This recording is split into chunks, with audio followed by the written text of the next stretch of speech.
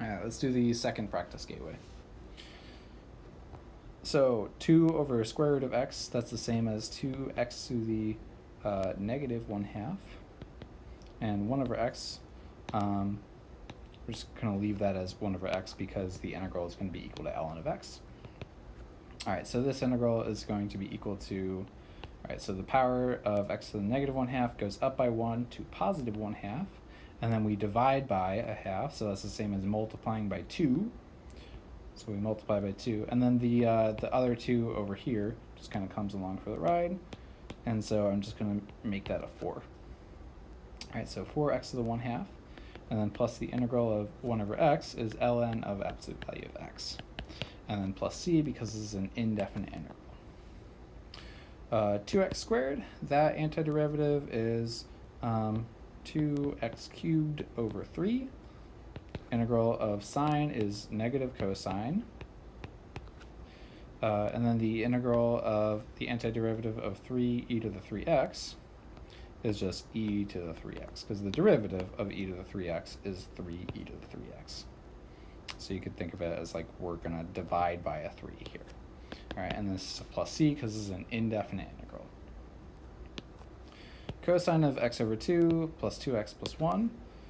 Cosine of x over 2, that antiderivative is sine of x over 2. And if I were to do the derivative of sine of x over 2, I would have to multiply by a half. And so if I'm doing an antiderivative, I need to divide by a half, or just multiply by 2. And you can check this by just doing a derivative. Derivative of 2 sine of x over 2 is 2 cosine of x over 2 times a half. The half will cancel out with the 2, and you get cosine of x over 2. All right. Integral of 2x is just x squared. The integral of 1 is just x. And then we go from 1 to 5. So this is 2 sine of 5/2 plus 25, this is 5 squared, plus 5 minus 2 sine of a half minus 1 squared minus 1. Okay. And you could have written this as like minus 2 times like 1 plus 1 or something like that, or whatever. Doesn't particularly matter. All right. This integral right here, this one's a little weird looking, and so you kind of just hope that there's going to be like a u sub or something that you can do, because remember, we can't like really reverse the quotient rule or something like that. So whenever you see something weird like this, just kind of hope that there's a u sub. So if I made u be the numerator, my derivative doesn't seem to show up anywhere nicely in the problem, but if I made my u be this denominator, x cubed plus 2x squared, my du is 3x squared plus 4x dx, and that just happens to show up in my numerator. So this integral becomes the integral of just, so numerator times dx is going to be replaced with du, and then I get left with 1 over u du. Integral of 1 over u is ln of absolute value of u plus c, and then I just do my replacement.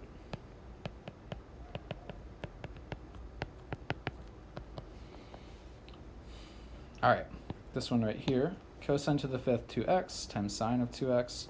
My u is going to be cosine of 2x. My du is going to be the derivative, which is going to be 2 times negative sine, so negative 2 sine of 2x dx. I think that's the right derivative. Derivative of cosine is negative sine, and then times 2. Okay, good.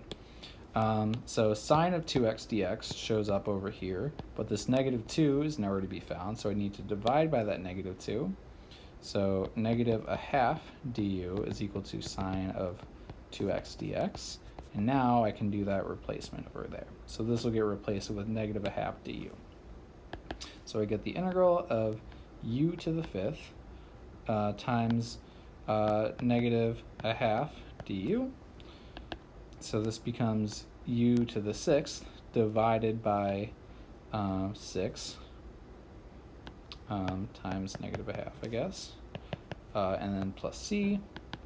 So this is -1/12 u to the 6th, and u is cosine of 2x, so this is cosine of 2x to the 6th plus c.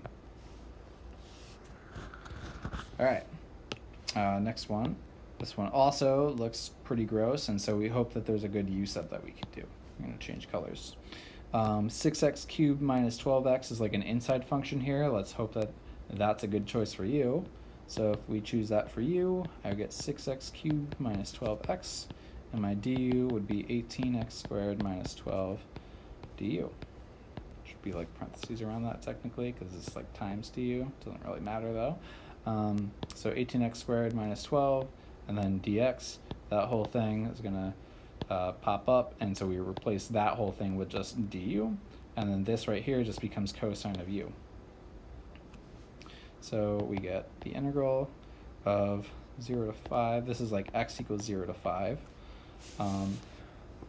of cosine of u du. You can integrate this to get integral of cosine is positive sine of u, and I'm just going to replace u with 6x cubed minus 12x, and then this is from x equals 0 to 5, so this is sine of 6 times 5 cubed minus 12 times 5 minus sine of 0 minus 0, which is just sine of 0. Okay, so that's your final answer. You could replace sine of 0 with just 0, but whatever. X e to the 2x. No u sub is going to work for this one, so we have to do parts.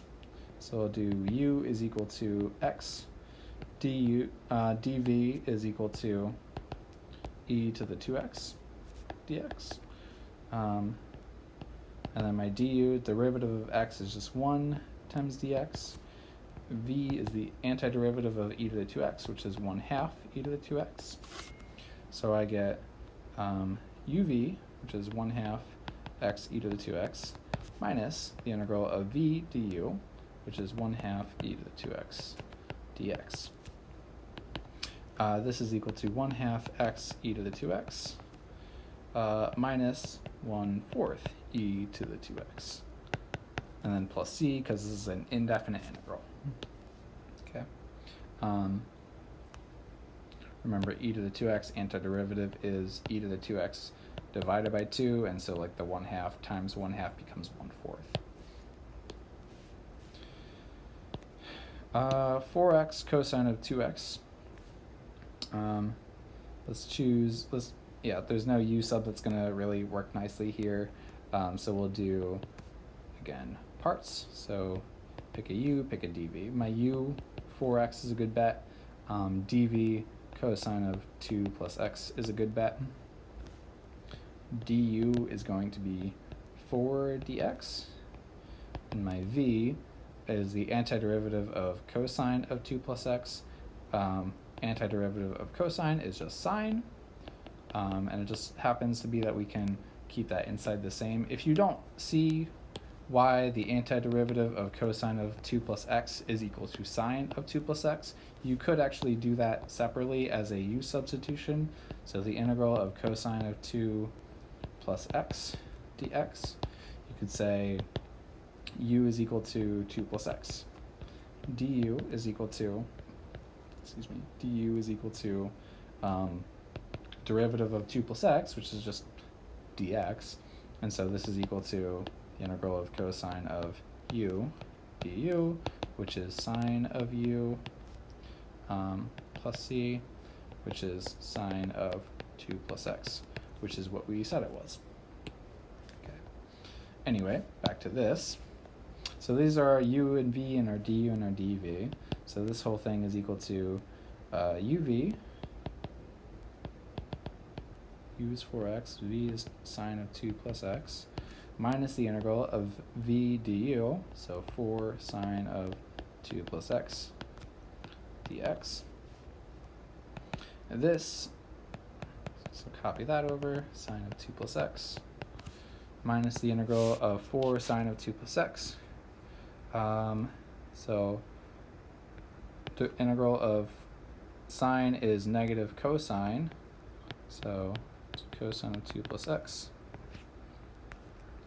And so that should be our antiderivative. So yeah, this became a positive because the integral of sine is negative cosine, derivative of cosine is negative sine, so this derivative gives us this whole thing with that negative involved. And so this is the right antiderivative. There's kind of a plus c going on here, but we're doing a integral from 1 to 2, and so integral from 1 to 2 of 4x cosine of 2 plus x dx is now equal to this whole thing, but we plug in our bounds. All right, so we'll do 4 times 2 times sine of 2 plus 2, which is 4, plus 4 cosine of 2 plus 2, which is 4, minus 4 times 1 sine of 2 plus 1, which is 3, plus 4 cosine of 2 plus 1, which is also 3. And I'm just going to keep the parentheses there for that one.